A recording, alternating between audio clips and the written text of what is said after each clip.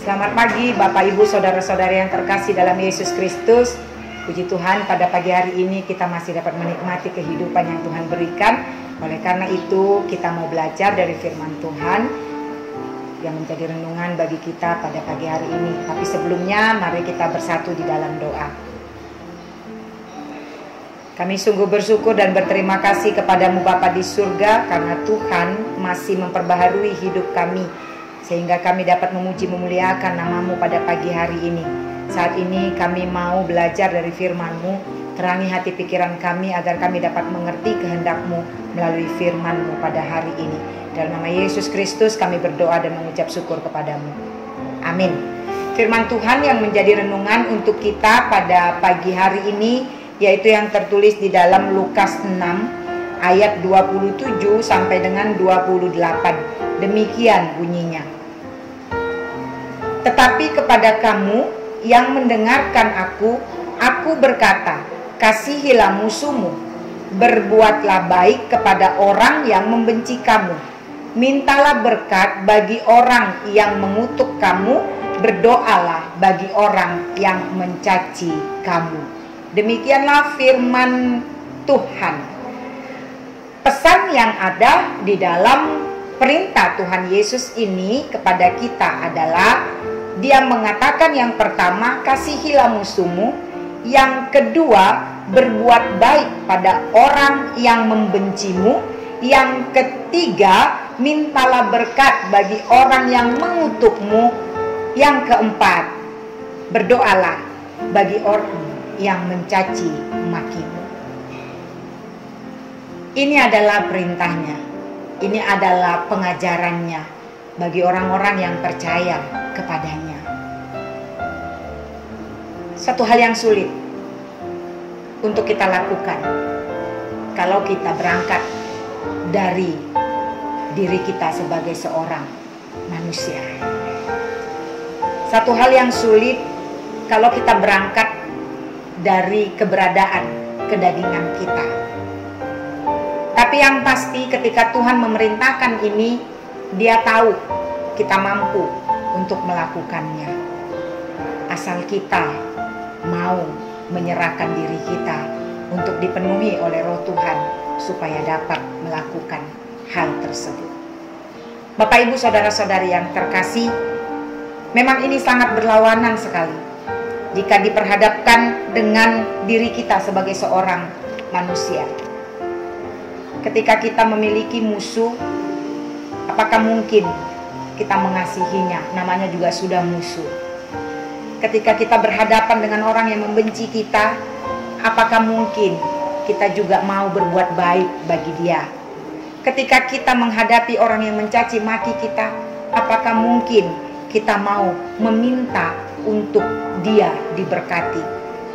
Dan ketika seseorang mencaci maki kita, apakah mungkin kita mau berdoa untuk dia?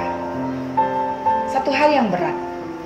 Tapi seperti yang kami katakan tadi, ini akan bisa kita lakukan dan Tuhan tahu kita bisa melakukannya kalau kita mau merendahkan hati kita ke hadapan Tuhan. Untuk dapat melakukan hal ini, karena memang musuh pasti adalah orang yang sangat menyakiti hati kita. Ketika orang membenci kita, itu tentulah orang yang menyakiti hati kita. Orang mengutuk kita, mencaci maki kita, itu adalah orang yang menyakiti hati kita. Bagaimana kita mampu mengasihinya, kita mampu meminta berkat untuk dia, kita mampu mendoakannya, kuncinya adalah terletak kepada pengampunan. Bagaimana kita mau mengampuni dia? Mari kita belajar dari apa yang sudah dilakukan oleh Kristus. Kristus tidak hanya berbicara teori, tapi dia sudah melakukannya terlebih dahulu. Kristus tidak hanya sekedar mengatakan, tapi dia juga sudah mempraktekkannya.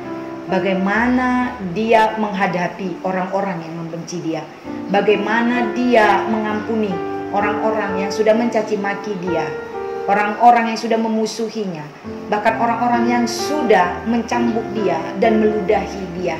Kita tahu apa yang dia katakan, ya Bapa, ampunilah mereka karena mereka tidak tahu apa yang mereka lakukan. Kristus dengan penuh pengampunan mengampuni mereka semua. Dan dengan itu dia menunjukkan bahwa dia mengasihi orang-orang yang memusuhinya, orang-orang yang membencinya. Bapak, Ibu, saudara-saudari yang terkasih, ini adalah kunci dari untuk mengasihi. Oleh karena itu, bagaimana kita mau belajar dari Kristus? Dengan kesediaan kita mau, dengan kerendahan hati, belajar melalui apa yang sudah ditunjukkan Kristus, maka disitulah kita menunjukkan hakikat kita yang sebenarnya sebagai anak-anak Allah. Oleh karena itu, hari ini, jangan tunggu nanti, jangan tunggu besok, tapi saat ini juga. Mari, ketika saudara merasa sakit hati terhadap musuhmu, terhadap orang yang membencimu, orang yang mengutukmu, orang yang mencacimu, marilah kita bersama-sama mau mengampuninya, agar kita mampu untuk mendoakannya, agar kita mampu untuk mengasihinya. Setiap kita pasti memiliki orang yang membenci kita. Kita melakukan yang benar pun ada orang yang membenci kita. Kita menyatakan yang benar pun ada orang yang membenci kita. Sebaik-baiknya seorang manusia, dia pasti memiliki kekurangan. Sebaik-baiknya seorang manusia, dia pasti memiliki orang yang tidak menyukainya. Oleh karena itu, jangan pernah menyimpan rasa sakit hati kepada orang-orang yang tidak menyukai kita. Tapi mari kita mengampuni mereka, karena itu yang Tuhan inginkan dari kita. Kalau kita menyimpan rasa sakit hati, yang rugi adalah kita sendiri. Karena rasa sakit hati, rasa dendam itu bagaikan penyakit yang parah dan ganas yang akan menggerogoti hati kita, sehingga kita pun akan menjadi sakit.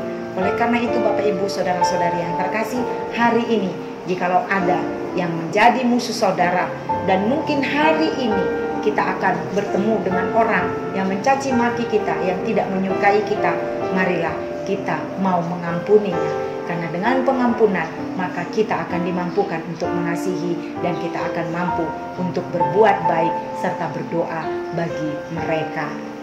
Amin. Kita berdoa. Terima kasih Bapa di surga, karena kasih setia Tuhan yang menyertai kami, sehingga kami dapat belajar dari firman-Mu pada pagi hari ini. Biarlah kiranya firman Tuhan yang senantiasa menerangi hati pikiran kami, sehingga kami dapat melakukan yang terbaik di hadapan-Mu.